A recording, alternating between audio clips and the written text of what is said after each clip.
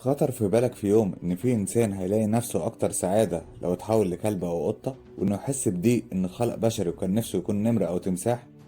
أحب أقولك إن الموضوع حصل فعلا ومنتشر عند ناس كتير، لدرجة إنه متوقفش عند التمني بس.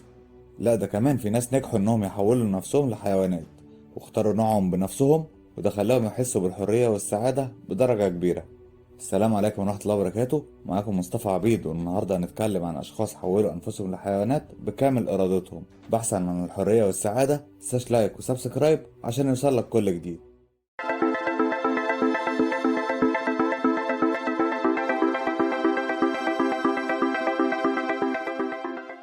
في شهر ديسمبر سنة 2016 وفي عز الشتاء، صورت كاميرات المراقبة في غابات بولندا صورة غريبة لراجل عريان بيجري في الغابة على دور رجليه.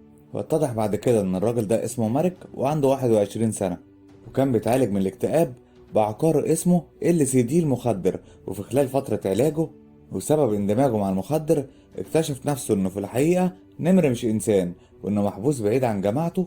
فقطع هدومه وخرج يجري عريان في الغابة بيدور على جماعته من النمور، لدرجة انه جري 15 كيلو لمدة 8 ساعات لحد ما الشرطة قبضت عليه. وقال وقتها انه كان بيجري ورا ريحة جماعته من النمور عشان يوصل لمكانهم ويبقى رجع لعيلته الحقيقية من وجهة نظر.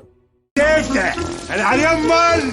الحالة التانية الغريبة معانا كانت حالة المصمم البريطاني توماس ثويتس، واللي كان عنده هوس بحياة الماعز لدرجة انه قرر انه يقضي اجازته عايش مع الماعز كأنه معزة منهم، وكان بيقضي وقته بيجمع معلومات عن الماعز وعاداتهم، وانه درب نفسه على حياتهم لدرجة انه اتعلم يهضم العشب زيهم، وكان عنده ادراك كامل للي بيعمله ومحدد السبب كمان. وقال ان هدفه كان انه ياخد اجازة من القلق والتوتر اللي بيمروا بيهم، وانه مش عاجبه انه انسان واعي بذاته ده بيخليه يتعب من الندم بسبب الماضي والتفكير والقلق بسبب المستقبل. والشيء الغريب كمان في توماس انه ما اكتفاش بغرابة اللي بيعمله ولا انه بيحول نفسه شبه الحيوانات، لا ده كمان بيسعى انه يستشير الخبراء عشان يعرف طريقة التفكير زي الماعز ويفكر زيهم. وفي 2014 قدر انه ينضم فعلا لقطيع من الماعز في واحدة من المزارع، واتقال وقتها ان الماعز اتقبلوا وجوده بينهم، لكن الحقيقة ان الماعز اصلا ما فرقش معاهم وجوده. اما تيد ريتشارد فهو شخص عنده 56 سنة، عمل حاجة تعتبر من العجائب الغرايب سنة 2015. تيد كان عنده بغبغان عايش معاه في البيت وبيعتبره صديقه المفضل وكاتم اسراره، لحد ما في يوم صحي فجأة وقرر انه يحول شكله بالكامل زي البغبغان اللي بيربيه. ولما بلغ عيلته باللي بيفكر فيه وانه يعمل عمليات تجميل عشان يحول نفسه البغبغان، رفضوه ونصحوه واتهموه بالجنون وانه لازم يتعرض على طبيب نفسي فيقطع تيد علاقته بيهم نهائي، ويعمل بالفعل اول عملية وفيها قطع ودان وقص لسانه نصين. وبعدها كان بيدور على جراح شاطر عنده القدرة انه يحول انفه لمنقار، ولما ملقاش جراح يوافق على طلبه استعان بالوشم والرسومات، لدرجة ان عدد الوشوم وصل ل 110 وشم، وكمان عمل ثقوب حديدية في جسمه وركب قروم معدنية. اما انت بغبغان سافل صحيح، بتحترم نفسك. اما نانو القطة فهي شابة من النرويج عندها 20 سنة، ونانو عندها اعتقاد انها اساسا قطة اتولدت بالغلط على شكل انسان. وبتقول نانو انها اكتشفت انها قطة في لحظات غيرت حياتها، وهي وقت ما تعرضت لهجوم من كلاب الجيران لكنها قدرت تهرب منهم وطلعت تجري، لكن وهي بتجري حست نفسها انها قطة، ومن وقتها قررت انها تعيش زي القطط، فبتمشي على ايديها ورجليها وما بتحبش الاغتسال والاستحمام، وبتستخدم ايدها عشان تنظف وتزين نفسها. وكمان بتدعي انها عندها قدرة القطط انها تشوف في الظلام وتقدر تسمع اصوات البشر ما يقدروش يسمعوها، وانها بتقدر تستخدم الحواس دي انها تصطاد الفئران، لكنها لحد النهاردة ما قدرتش تصطاد ولا واحد.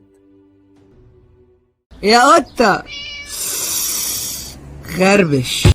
اما ايفا فهي متحولة جنسيا من ولاية تكساس، صرفت اكتر من 40,000 جنيه استرليني عشان تحول نفسها تنين، لدرجة انهم بيعتبروها اكتر المتحولين جنسيا لعمل عمليات بغرض التعديل.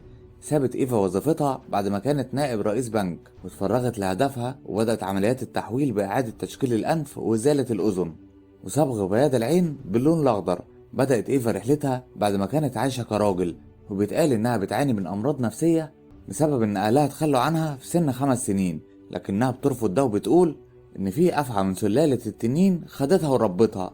والأهم إنهم اكتشفوا إنها بتعاني من فيروس نقص المناعة واللي هو الإيدز، ومن ساعتها وهي عندها هدف إنها مش هتموت إنسانة، وإيفا دلوقتي عندها 8 قرون في الجبهة ولسانها اتقسم نصين، ده غير الوشوم اللي بتعتبرها زينة، وبترفض إن هي يتم وصفها بإنسانة، وإنها بتحب تتصنف من الزواحف وبتحب اسم سيدة التنين. حرمة سعراني.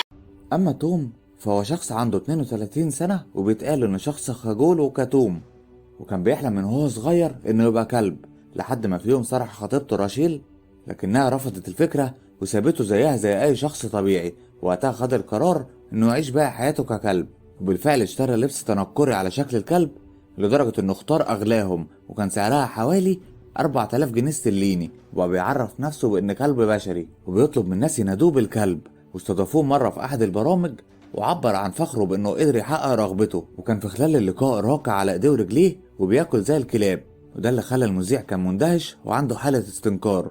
وتفسر حالته وقتها إنها شكل من أشكال الهروب من الواقع، وإن ميوله ما فيهاش أي دافع جنسي، وما هي إلا فرصة بالنسبة للاسترخاء وصفاء الذهن، وإن شعوره ككلب بيخليه يتجاهل كل مسؤوليات الحياة، أولهم الحصول على المال والطعام، وإنه ما بيحتاجش إنه يتعامل كإنسان إلا وقت دخوله الحمام بس. والغريب كمان إن خطيبته راشيل رجعت له تاني بعد ما اتشهر. عليك التحريات لقيتك راضي عن كلب.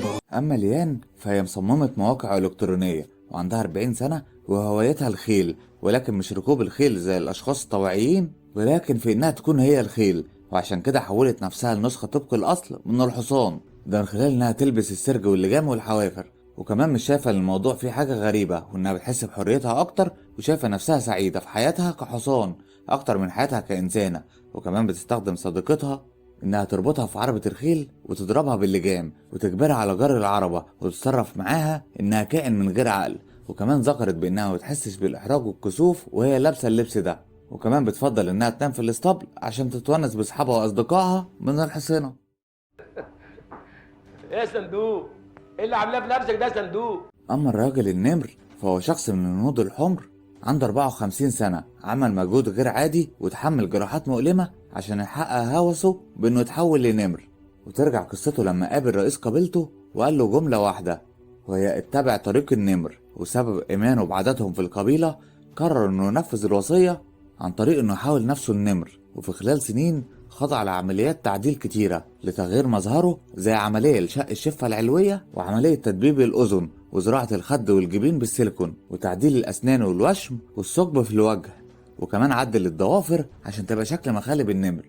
وبالرغم من مظهره الغريب إلا إنه حافظ على شغله كمبرمج كمبيوتر، ده غير ظهوره في البرامج والإعلام لحد ما انتحر في 2020.